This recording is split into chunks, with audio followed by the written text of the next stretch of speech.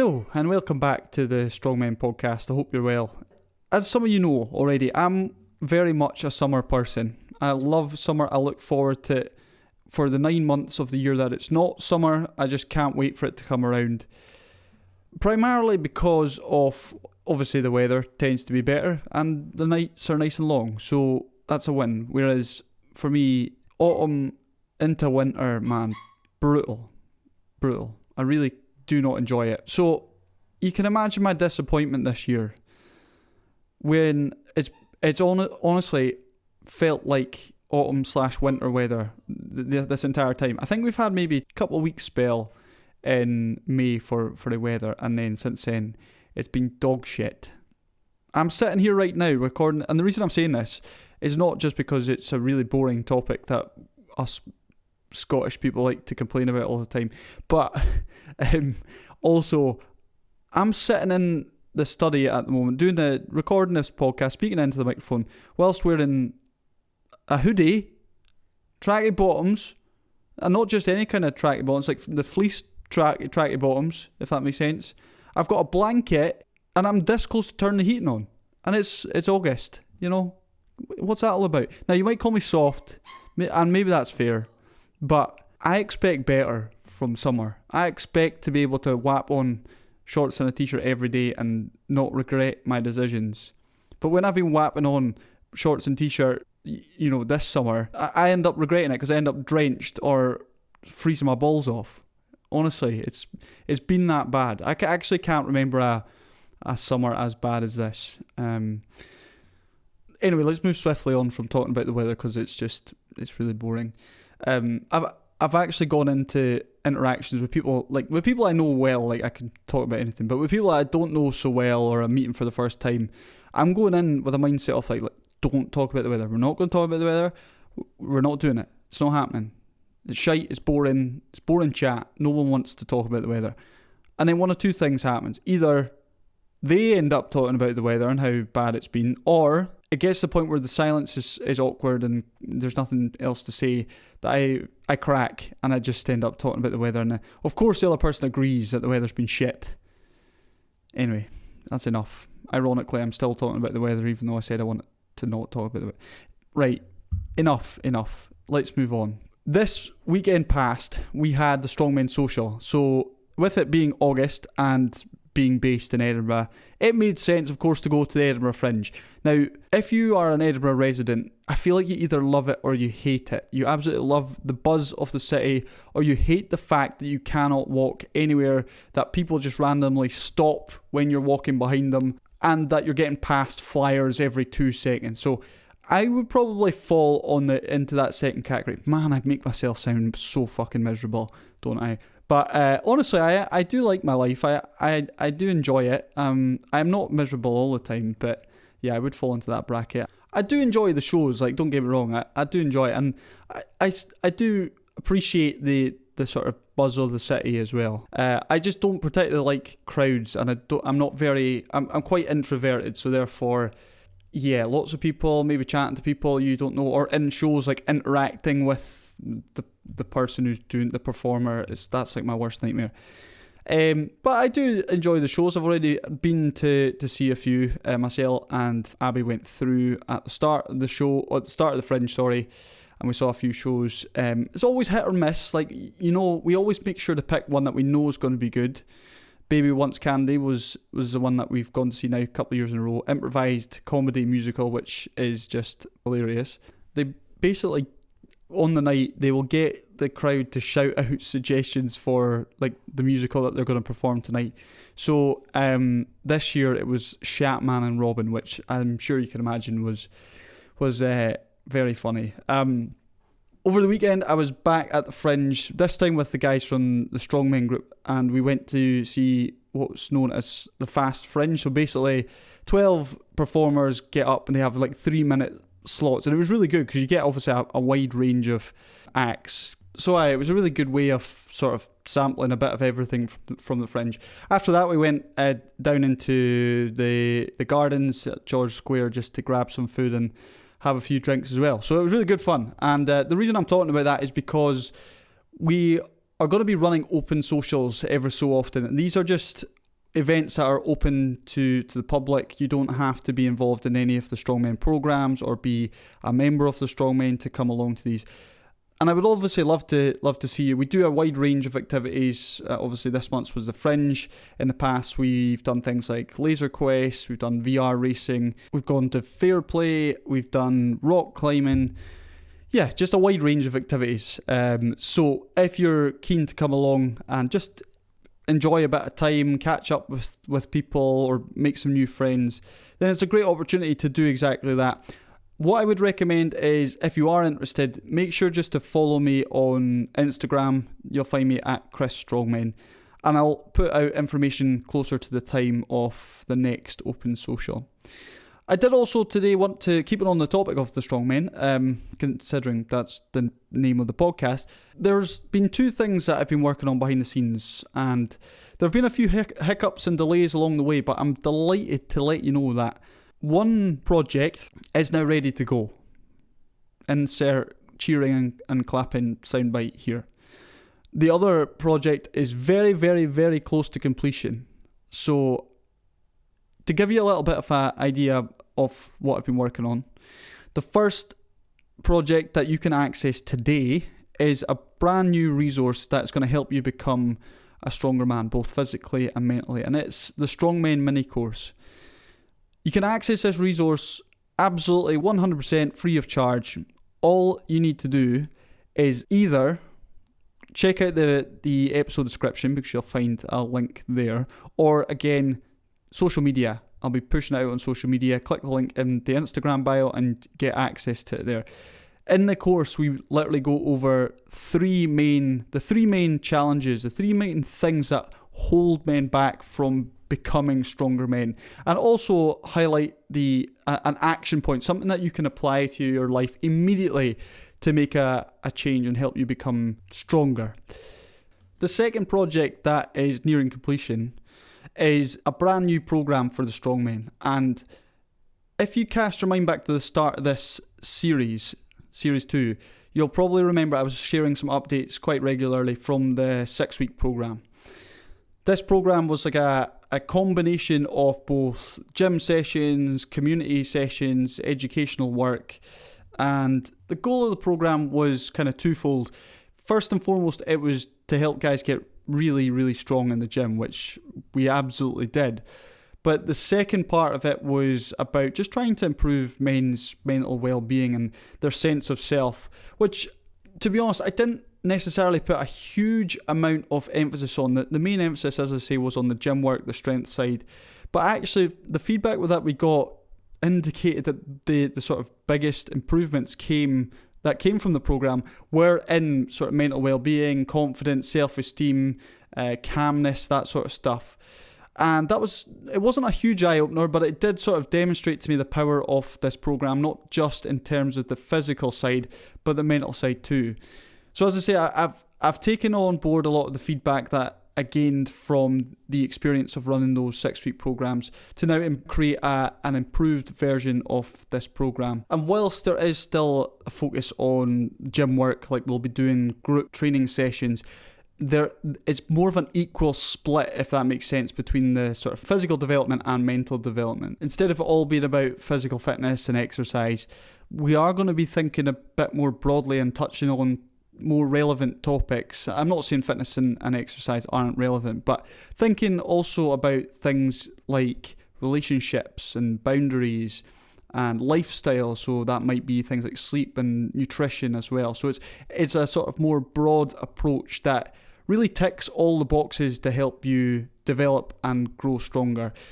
So as I say, really looking forward to getting this out to you. I will have more details and I'll be able to share a bit more in the next episode. September the 11th, 2024, I will have more details and I will be able to share them with you on this podcast, so do stay tuned. Anyway, let's move on, because this episode is about the nicest psychologist. I said it again. And you'll hear me say this also in the literally the first thing I say when I'm introducing him. I say the nicest psychologist, and it's Nic-ish psychologist. My brain just can't seem to say the nicest. Oh, fuck. The Nic-ish Psychologist. There we go. So I came across Dan a few years ago just on social media. I guess at that stage of life I was kind of in a headspace where I was beginning to question a lot of things around masculinity, society maybe as a whole, and some of the stereotypes that maybe I was kind of living out, or some of the beliefs that I had about myself and what a man was supposed to be. And I found a lot of his content to be really thought-provoking. It was really interesting, and he introduced a lot of terms that I had never really heard about before, and you'll hear me talk a little bit about that as we get into the interview. But really nice guy, Dan. It was so easy to chat to him, and he's got a lot of expertise and knowledge around not only psychology but also what's known as the manosphere and masculinity. So I really appreciated him taking the time to come on and share his insights with us. So I'm just going to wrap the sort of intro up here and get into the interview now with the Nic-ish Psychologist. Fucking nailed it.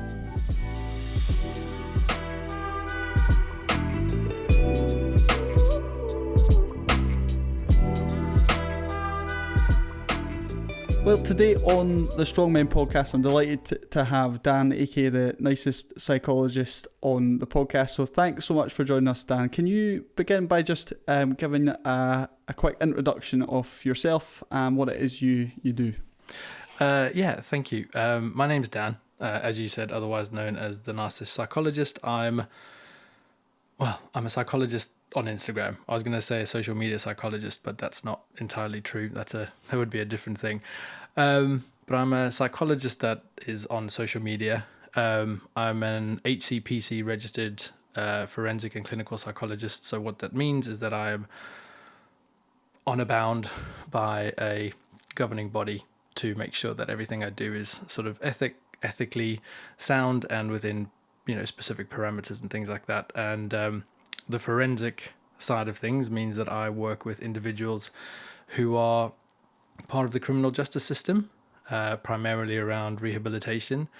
And the clinical side of things is that I work with people around their mental health difficulties. So I work in a fascinating combination of the criminal justice system and also mental health areas, and sort of within those two fields. Yeah, amazing. We kind of always begin with just getting to know our guests a little bit better. So obviously we understand that you're a forensic and clinical psychologist. I was wondering if you could share a little bit of your story. How did you actually end up getting into that line of work? And can you describe what the journey was like? Gosh, that started way back when I was about, I think 13 years old. I always remember being really fascinated with crime thriller novels. The more interesting part of the book being sort of the very end, where the motivation and the reason as to why the criminal or the serial killer or the whatever in the book would do what they do. And there was often like a bit of a backstory about the experiences that they had.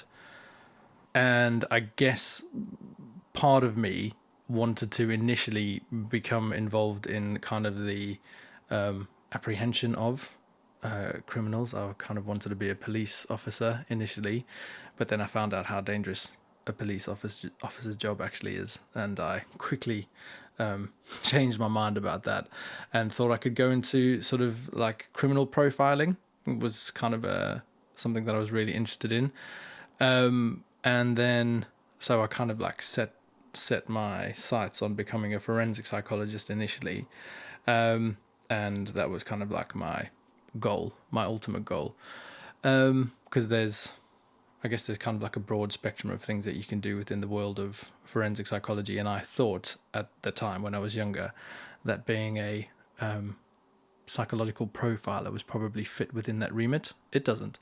That's an entirely different discipline. And so I got really interested in it. I started, doing everything I needed to do, studied a psychology undergrad, and then went on to do my master's, and then eventually got a job as an assistant psychologist in a forensic psychiatric facility. And it was there that I first realized that actually people commit crime or come to a life of offending, not necessarily because they're inherently evil or bad, but because they've had really, really shitty circumstances and that life has been really challenging, and that actually, by and large, committing offences is usually a choice that they didn't necessarily know any other way to kind of live their life, or to do anything different, or even in the extremes of, you know, taking somebody else's life, were in a position where they, for whatever reason, thought that that was the sort of option that was open to them. And again, I'm not here to kind of wax lyrical about whether anybody should or shouldn't hold empathy for somebody who's committed an offence. That's not my role. That is something I do, and that is something that I can hold. People who listen to the podcast may have completely different views, and that's fair. But I guess working in the forensic psychiatric facility, I kind of found a different kind of vocation in terms of what I wanted to do. I was a lot more interested in trying to understand how people came to do what they did, and trying to help them understand that, and also to offer means by which they could live a different life. And that pretty much took me to where I am now. Yeah, that sounds like quite the journey. And for a long time, a little bit of my own story was I very much felt like I was like a bad person, or there was something, you know, not quite right with me, or what have you. And what really helped to change that perspective was a book I've referenced a number of times on the podcast before, which is No Bad Parts by Dick Schwartz. And for me, that was just mind expanding, I guess would be the word that I would use. And it kind of really helped me understand that actually, yeah, there's particular reasons why I might be behaving in a certain way, and it's not because of, it's not due to the fact that I'm bad, or I want to hurt myself or hurt other people, or anything like that. It's more like actually there is potentially like a protective component in that, and a lot of those protective mechanisms have come up as a result of my own past experiences. Just to add to that, there is a theoretical framework known as the Good Lives model within sort of the field of forensic psychology, which kind of puts forward the idea that as human beings, we all have particular desires and needs and things that we want to work towards. That's things like relationships, community, spirituality, health and well-being, financial stability, you know, the basic things that we would want as human beings.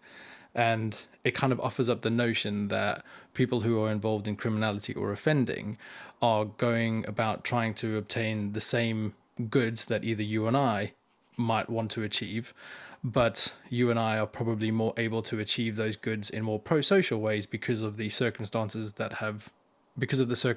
we've been afforded in our life, the skills that we might have, the access to finances, particular resources, etc., things like that, which means obtaining those goods in a much more pro-social way a lot easier, whereas those who lack those access to resources or the various things that they might need to want to obtain those goods may go about obtaining them in more antisocial criminal ways, which again kind of speaks to a little bit about what you were saying, is that as human beings, we are all trying to kind of aim for similar things.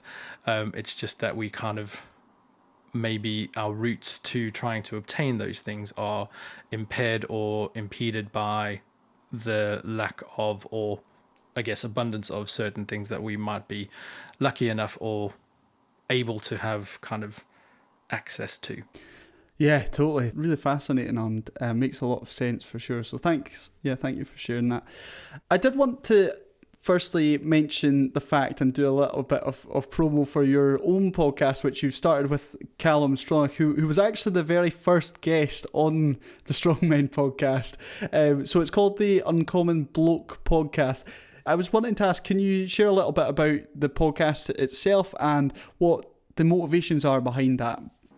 So I guess it came about by me reaching out to Callum and seeing if he was interested in doing a podcast with me that focused a little bit more on having conversations that we both thought might be helpful for men to hear, that might be different from the sort of typical mindset, how to kind of be successful at dating, how to be successful financially, how to be successful in various other aspects of life. And I think part of it was that I found that doing a podcast by myself was quite demanding.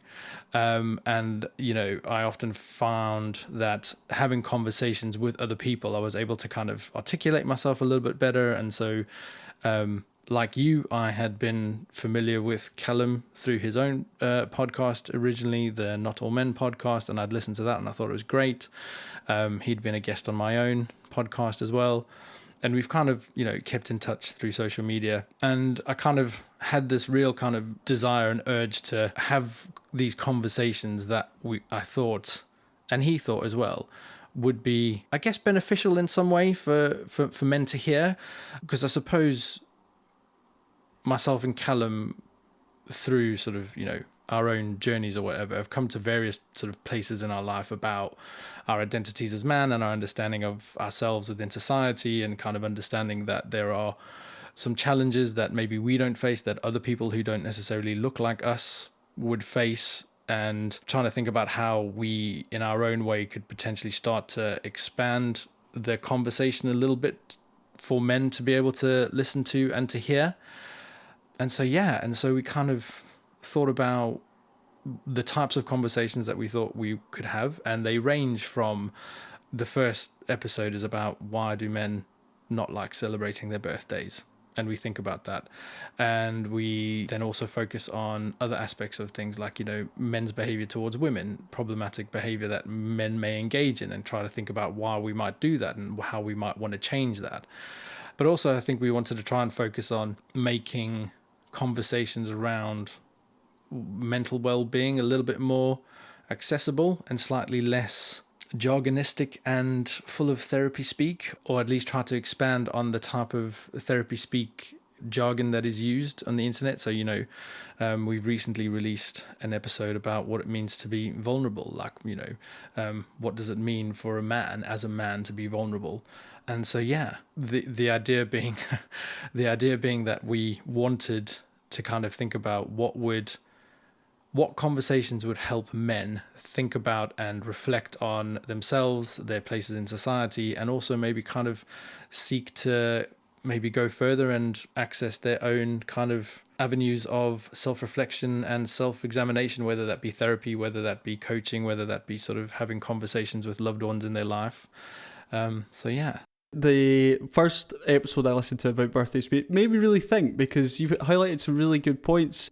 I'm very much in the world of men's health and well-being, and trying to kind of break down stigmas and stereotypes around men and masculinity in particular. So it was a breath of fresh air to listen to. And also I left, having listened to that episode, thinking, well, actually, what, for this year when my birthday comes around, I am going to make a big effort. I'm going to make a song and dance about it, because you're quite right, as you said in that the podcast, that we do tend to push it down, and it's just a birthday. I'm not doing anything for it. I was reflecting on previous birthdays with my wife, and before we were together, and I was saying, one of my birthdays was I walked down to Burger King and had a Burger King, and that was it. Another birthday was I went out I went out with my motorbike. I went out to Krispy Kreme and had a donut, and that was basically it.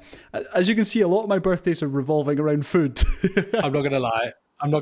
As a foodie myself, like, I kind of have to give you sort of kudos, because those sound like two perfect ways to celebrate your birthday. I'm not gonna lie. Yeah, I won't lie. The food side is good, but also when I think back on it, I also feel a little bit sad for myself, because that's all I did. It was just myself. I just went there by myself, didn't do anything other than that with friends or family, really.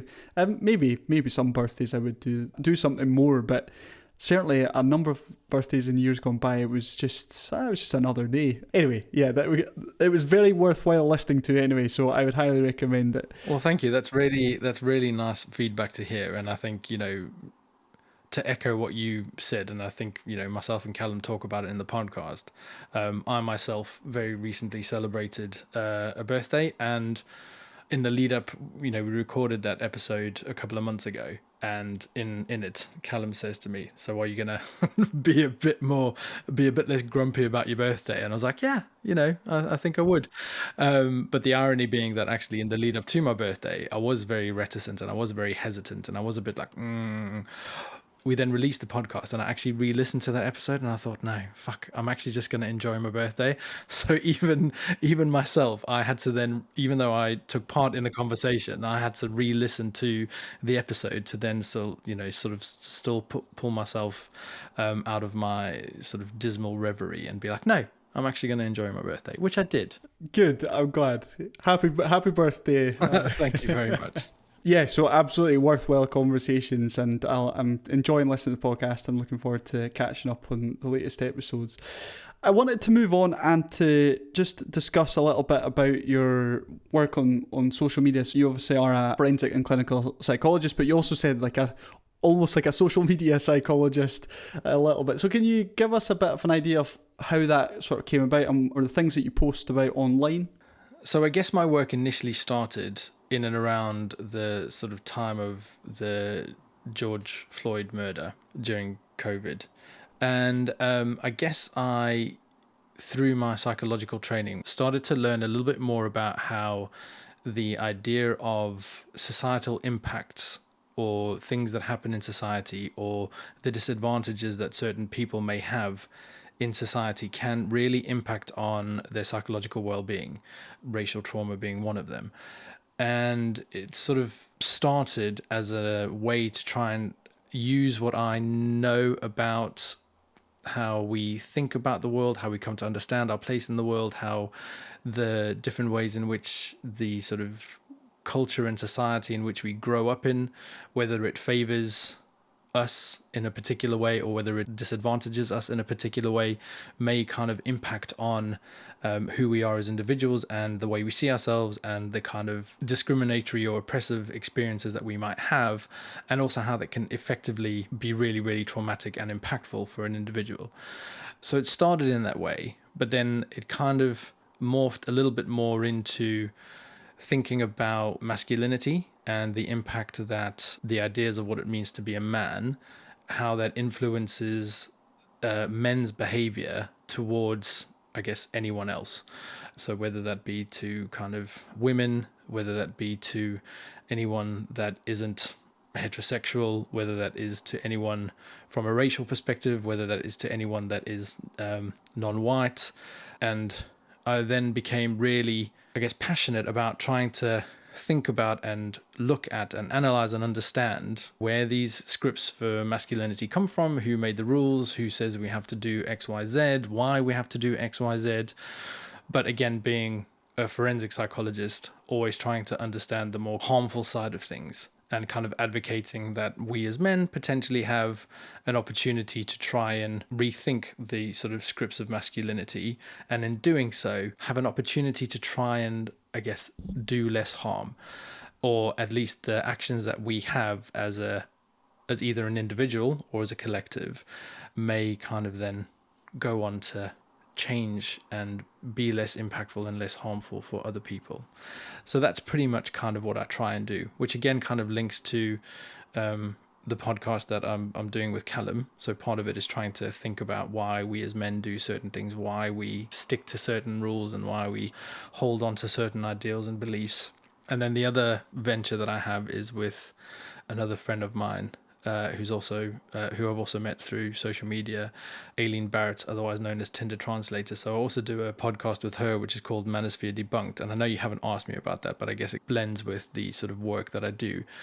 And that work is more around trying to understand the backlash against feminism, which kind of exists on social media and on the internet and is made manifest in this thing called the manosphere, which is where a whole lot of harmful anti-feminist, anti-women rhetoric kind of sits, and it often uses information about the world to kind of highlight that feminism has gone too far and actually it's now sort of the pendulum is swinging the other way, and that actually men are more disenfranchised and actually are experiencing a lot more difficulty and trouble and strife, which is not to say, by the way, that any men don't. That's, just to caveat that.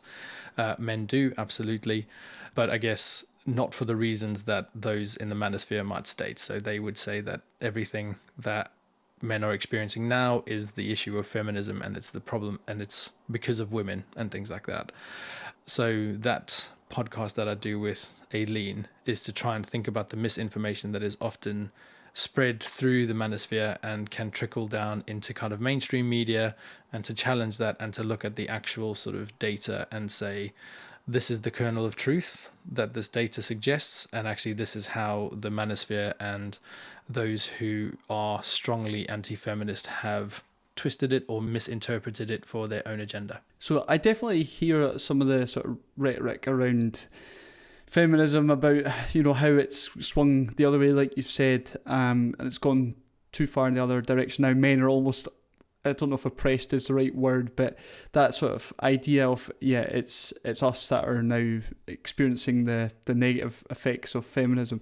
So I was just wondering, like, when you consider the manosphere, and again, I understand this might be quite a big and broad question, but could you describe the sort of beliefs or the language that you might expect to hear from people maybe in that sphere?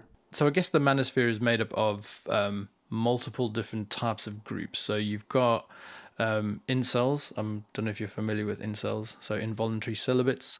So I guess those are individuals who are aggrieved with feminism and women because they believe that they, as men, are entitled to women's bodies and to sex, and because they look a particular way or are a particular way, they are unsuccessful in their pursuits of having sex with women, and they blame women for that. So rather than understanding that they maybe fall outside of a unrealistic masculine ideal of what it means to be a man, and rather than blaming the individuals who created those ideals of, what a typical or successful or sexually successful man might be, they sort of blame women for not having sex with them and choosing to have sex with other men, which they don't, by the way. It's all kind of self-perpetuating rhetoric that is grounded in sociological nonsense that's not based in any kind of actual fact.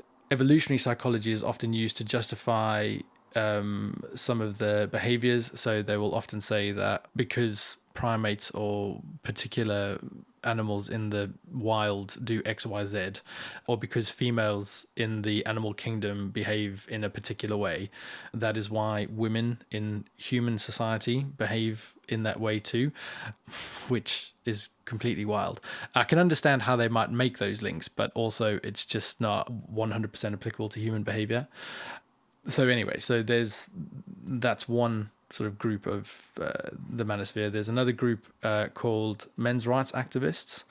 They are often the individuals who will talk about how feminism has gone too far and that men's rights are being neglected, and that society now caters too much towards women, and actually men are no longer being considered or looked after or thought about, which I think is a really tricky area to navigate. There's something called the default male, which is a concept that I initially learnt about by reading Invisible Women by Caroline Criado Perez, which, if anybody is interested in having their mind blown about how the world is still by and large catered towards men, I would absolutely 100% recommend reading that. It blew my fucking mind. And it's the idea that the default man, particularly in Western cultures, is white, straight, of a particular height, of a particular kind of socioeconomic standing. And anyone that sort of moves away from that kind of default ideal of the default man isn't catered for and can experience discrimination and can experience oppression.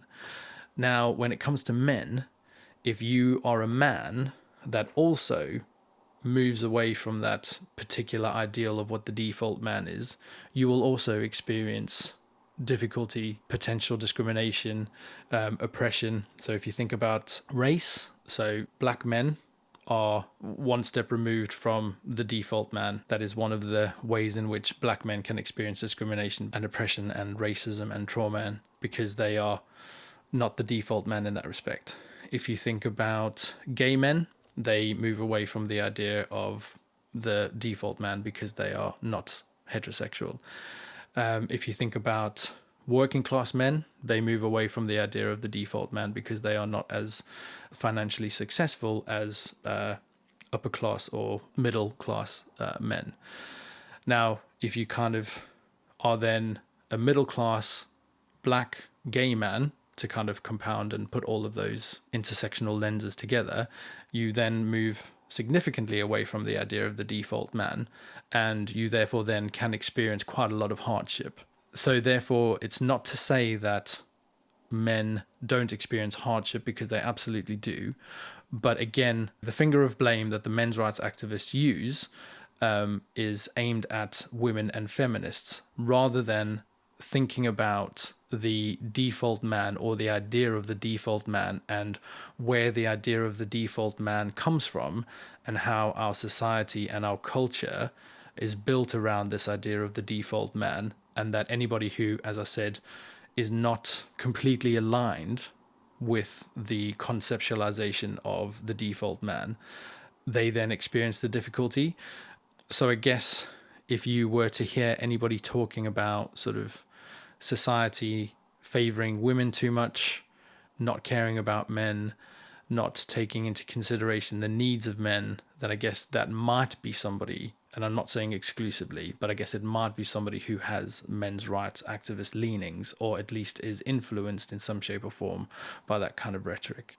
And then you've got the sort of pickup artistry type individuals who, if you've seen them on TikTok or social media, these are the individuals who are offering like really really prototypical, very gender stereotyped dating advice. They often talk about sort of women being biologically primed to look for a man who's over 6 foot, look for a man who's got six figures, look for a man who's got a six pack.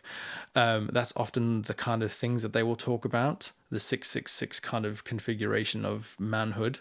And they will often sort of say that in order to get a woman, this is what you've got to be like, this is what you've got to do, this is what you've got to say, this is how you've got to treat a woman.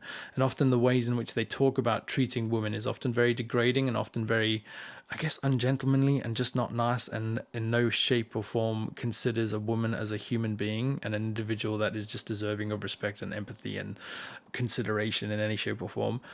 And those guys are the kind of like epitome of sort of active, in your face, visible toxicity. Thank you so much. It's really insightful and very helpful.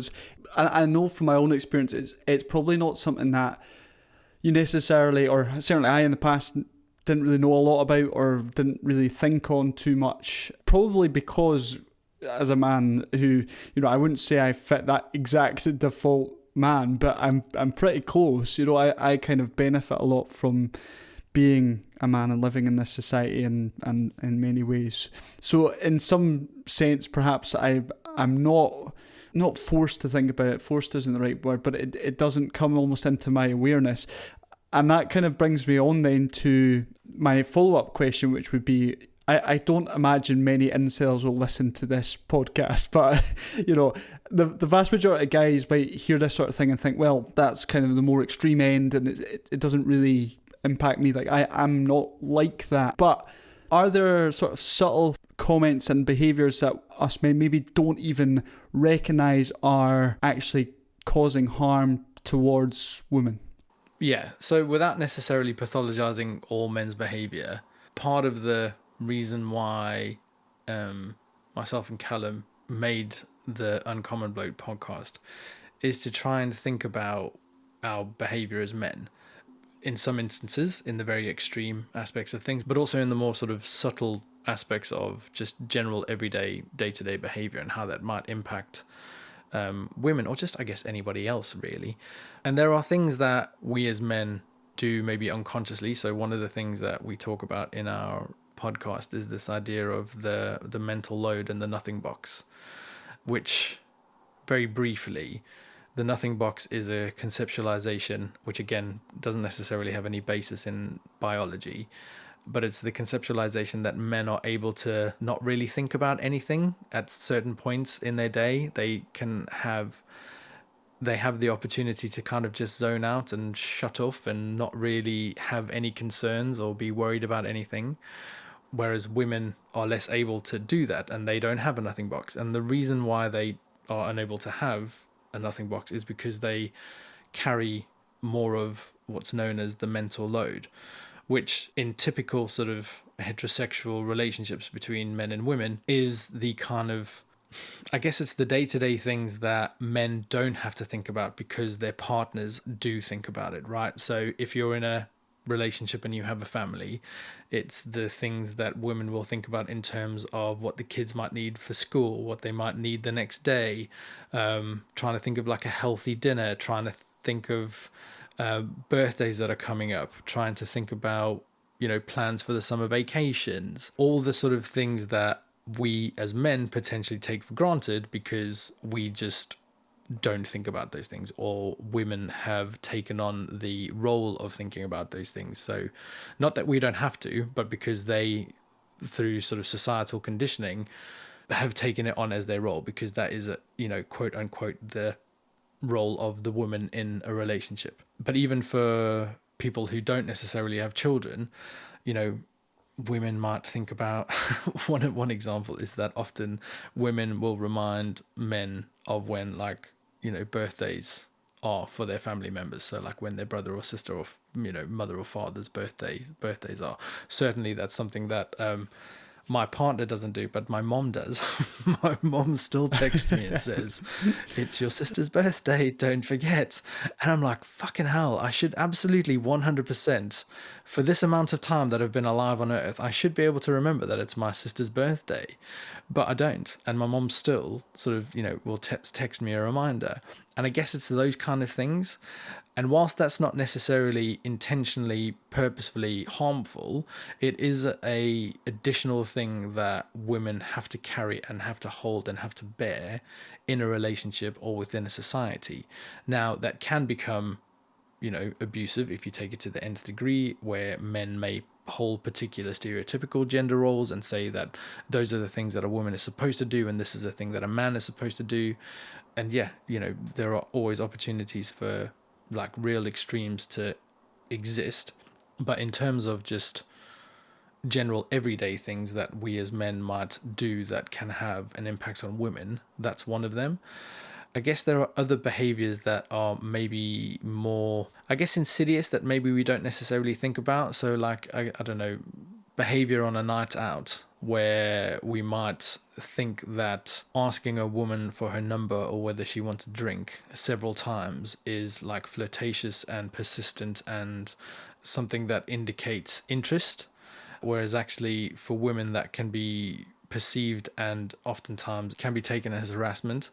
And I think this is the interesting thing, that we are potentially sold as men the idea that actually in order to pursue a woman, we have to be kind of like relentless about it. We kind of have to really show interest.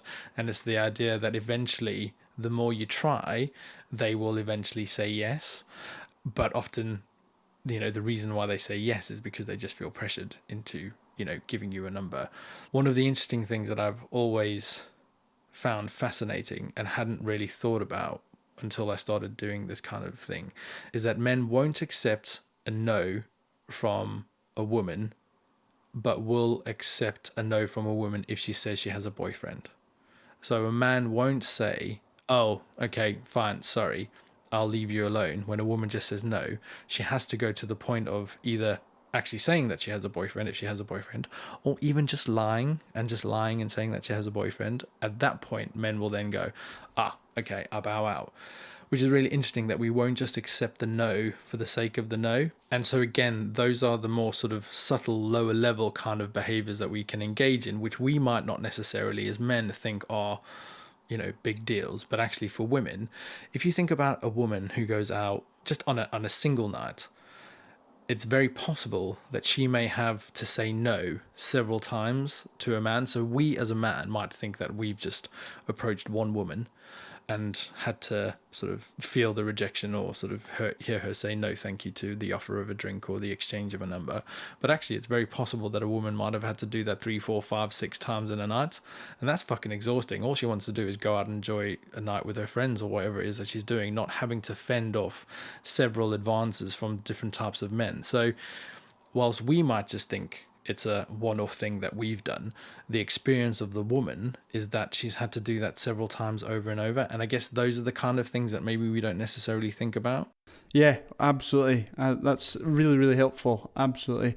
And I'm very much indebted to my wife and my sister in particular for kind of opening my eyes when it came to mental load. Because as there was certain things, for example, the one thing that I used to, I've sort of cleaned up my act a little bit around this, but I used to do it quite often without even thinking, would be, have you seen my keys, or have you seen do you know where the tomato sauce is? When I'm totally capable of looking for it and finding it myself. And I would ask this question before really having a proper hard look for it. So I can now, because I'm more aware of the fact that I was doing these things, like I can kind of catch myself in the moment and put a stop to it. But like I say, it's something that I had no real concept of at all until really the last few years. So I think the fact that we're having conversations around it is just super important. I'd imagine for a lot of people it may be a new concept, that of the mental load. And I think that's the sort of main aim of what it is that I try to do, both through my Instagram account, my own podcast, and the 2 podcasts that I do with Callum and Aileen, is I am trying to, in my own way, highlight these things, highlight the ways in which we as men have, especially the men who move closer towards this idea of the default male, how we've been able to kind of move through life unawares of all the difficulties that we are unaware of, that other people experience, who experience life in a different, sometimes difficult, sometimes horrifically traumatic way than we do. And I am one of many, many men who I am aware of, yourself being one of them, who I guess are just trying to get information out into the world in a hopefully digestible way that isn't necessarily too, judgmental. And I try and be non-judgmental, but people still feel very judged by some of the stuff that I do, to the point where I think I have maybe alienated some individuals unintentionally. But yeah, I guess that's what I just try and do.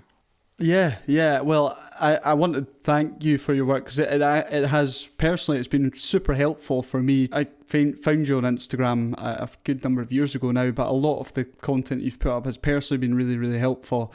And in particular, I did want to mention the memes that you post as well. They're just top-notch You're stuff. welcome. You're welcome. And thank you. That's really nice to hear. Like, I don't necessarily do this for the thanks, but it is actually quite nice to hear that for someone it has been helpful to kind of hear or see or kind of read some of the stuff I do. So thank you very much. Of course. Yeah, absolutely.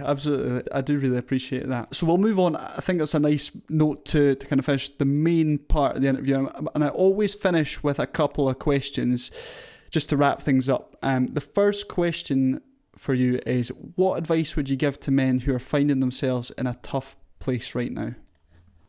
So I know this sounds very basic, but I think the thing that I would suggest is tell someone. And the reason why I say that is not because I think that by telling somebody they're going to solve all your problems, but I think there is something about being able to actually say the words about what it is that you're going through or what it is that you're struggling with, so that you're not holding that just on your own, and just so that you are not the only person that is feeling or having or holding whatever difficulty that you might be having.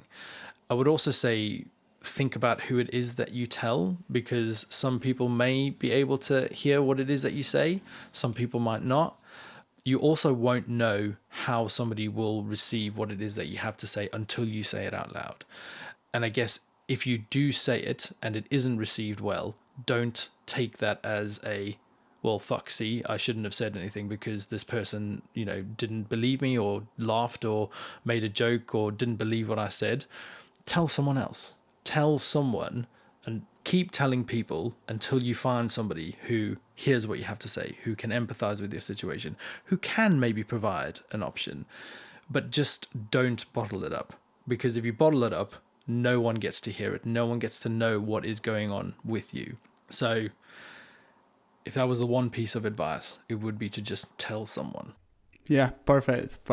Great advice, absolutely. And I quite often reflect on, or I kind of feel like I'm forced to reflect on my own story where people share great advice like that, because that was just 100% the truth for me. And when I bottled things up for so long, and it just sent me down a really dark path. And it was only when I first verbalized it to someone, and it was someone who could actually acknowledge my experience because they had a very similar one. And just to echo what you said, like, I have a similar experience as well. So, I had my own difficulties being a parent. So I found it really hard. I found it really tough. And my partner knew that I found it really tough. And I could tell her that I found it really tough, but I couldn't tell her the reasons why I found it tough, because I didn't want to add to her difficulties. I didn't want to add to her mental load or the difficulties that she was going through as a parent as well. But I refused, despite finding it difficult, and despite my partner knowing that I found it difficult, and despite me confirming to my partner that I found it difficult, I still refused to acknowledge it to anyone else. I still refused to kind of go and talk to anybody and unload about it. And that really kind of ate away at me, really kind of impacted on my mental health, until one day my partner said, I really think you should go to therapy. Like, it wasn't the first time she told me, but it was like this is getting really, really intense now. Go to therapy, go to someone, just go and speak to somebody. And I did. And like, I can't quite describe it, but the sense of relief and the sense of being able to unload the things that I had been feeling, the thoughts that I'd been having, the emotions that I'd been struggling with, and just giving that to somebody else. They didn't like take it away, and they didn't sort of say, well, here's the solution as to how to be a parent or how to parent differently, but they just held it. They just took it out of me. You can't see me, podcast listener, but I'm sort of like gesticulating the stress out of me, and it was just it was so simple, and again, not the most profound thing in the whole world, but it was really helpful. And kind of ever since then, I had a really short stint of therapy, but it was just enough. It was enough to get me through, but it was because I was willing to just talk to somebody. Totally. Yeah, I love that. Thank you so much for sharing that story. Because it's people who are in that position where things are really tough. I understand the hesitancy to not want to share because, as you said, society and the pressures of society kind of expect us to, as men, to keep it, and that's part of it. But then there's the anxiety almost about being vulnerable, and how's that going to be received, and am I less of a man if I talk about my feelings and my mental health and all that sort of stuff. So I understand the hesitancy and the challenge there, but if you can find that right person and get it out, then 100% it doesn't resolve the problem, of course not, but it does kind of take that load off your back in many ways. Thanks so much. We're just going to finish off with one final question, and it's my favourite question of all. It's, what one word would you use to describe a strong man, and why? So I had to really think about this. So the one word that I would use to describe a strong man, and I know this is going to sound like such a psychologist thing to say, and I apologize in advance, but I think for me, it is the capacity to be reflective. So being reflective. And the reason why, and again, it links back to pretty much everything that I've talked about, the capacity to reflect allows you to kind of think about why you do what you do, the decisions that you make, the thoughts that you have, the reasons why you might feel particular emotions, the reasons why you might behave in a particular way to somebody, why you might have been impacted by how somebody said something to you. It just allows an opportunity for introspection, and it allows an opportunity for analysis. And I guess it allows the opportunity to kind of question some of the things that maybe you just do automatically, or you just assume you should always do because that's the way you've always done it, or it's the messages that you've received either implicitly or explicitly about how you should do things. But having the capacity to be reflective can kind of start to challenge some of those things. And I think one of the most admirable things that we can do as men, but also as human beings, is to admit our faults and to think about how maybe we have not been the best human beings in the world, and how maybe we have done things unintentionally, for most people, to shape the experiences of other people, and just to, again, not to take accountability for everything and for everyone in the entire world. That's not the expectation, but just to think about how can I do things slightly differently for others, but then also for ourselves. So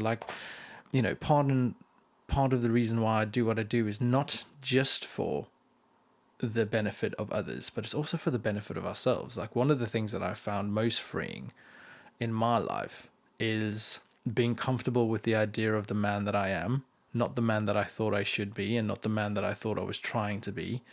I was, as I'm sure any man is, kind of fed these messages of what I should do as a man by, the kind of goals that I should achieve, the sort of timeline in which I should have achieved it in. And it's a lot of pressure. But actually, one of the most freeing things has been to just be like, no, actually, I'm okay with it. I'm okay with who I am. I'm okay with not necessarily having met all these particular standards by which men are judged and their value assessed. And I'm okay with that. I excel in certain areas. I fall very short in others. And that's just the nature of being a man.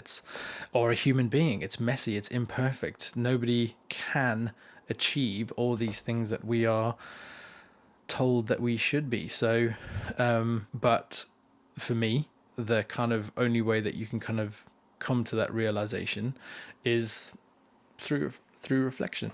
So yeah. Amazing. Yeah, I that's really awesome stuff. Thank you so much. I think that's a great note to wrap up the interview. But Dan, I just wanted to say thank you so much for your time, for your expert knowledge and insight. It's been great to chat to you.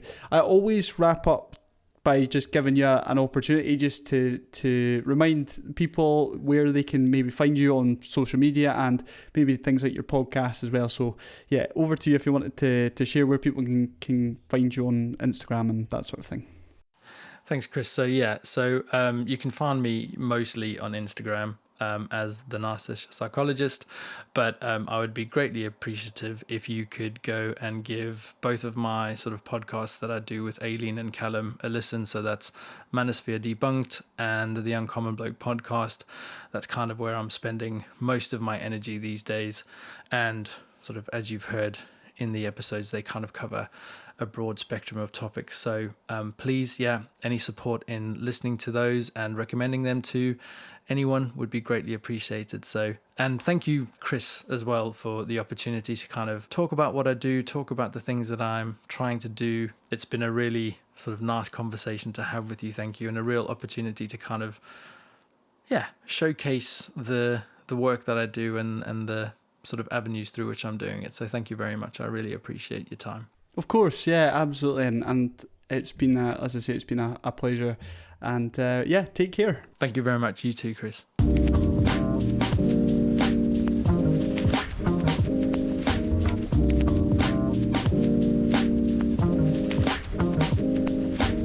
I don't think you can listen to an interview like that and not leave feeling a bit challenged. Like, even for myself, I'm not saying even for myself, like I'm well up myself, but I mean, as someone who takes an active interest in sort of men's health, well-being, masculinity, all the sort of stuff we've talked about, like, I left that interview feeling challenged and going away thinking like, is there other things that I'm doing probably unintentionally that is having a harmful impact on both myself and other people, and if so, what can I do to improve it? So thanks to Dan for coming on and challenging us in that way and giving us a bit of an insight into the manosphere, which is maybe something that we don't often reflect on or think on or even recognise exists.